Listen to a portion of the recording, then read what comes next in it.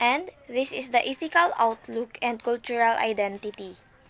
In 2013 to 2014, researchers result the following. First is millennials were more open-minded than their parents on some controversial matters. 84% of millennials favored legalizing this marijuana. That's why millennials have seen a rise in support for legalizing marijuana, with 53% of Gen Zers and 52% of boomers saying it should be legal. Silents have shown less change, with 32% saying it should be legal. Second is in adulthood, they are detached from institutions and network with friends. Because Generation Z grow up and will continue to grow up in a society that is dominated by social media and quick access information, they are an open-minded, diverse, and inclusive generation. They are a generation that has been and continues to be constantly exposed to different viewpoints, opinions, and lifestyles. 3. Found to be a pragmatic idealist and approach to social change.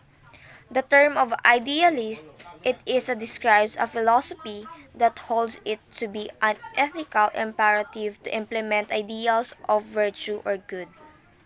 It further holds it to be equally immoral to do either refuse to make the compromises necessary to realize high ideals or to discard ideals in the name of expediency. Millennials are also labeled as the boomerang generation or Peter Pan generation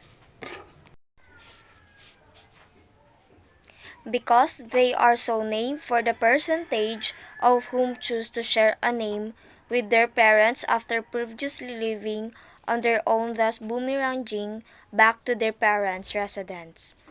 And also this term can use to indicate only those members of this age set that do return home, not the whole generation, inasmuch as home living practices differ by economic class.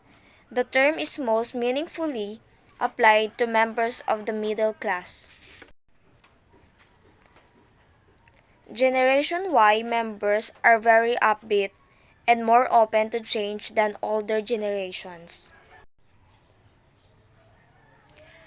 Based on a survey by the Pew Research Center in 2008, millennials are the most likely of any generation to self-identity as liberals and also to more supportive of progressive domestic social agenda than older generations.